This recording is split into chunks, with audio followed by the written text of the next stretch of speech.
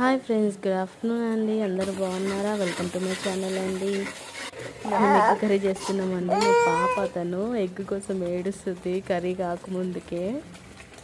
మేము ఈరోజైతే చికెన్ది రెసిపీ ఏదైనా చేద్దాం అనుకున్నామండి, కానీ చికెన్ తేయడానికి ఎవరు లేకుండే ఇంట్లో.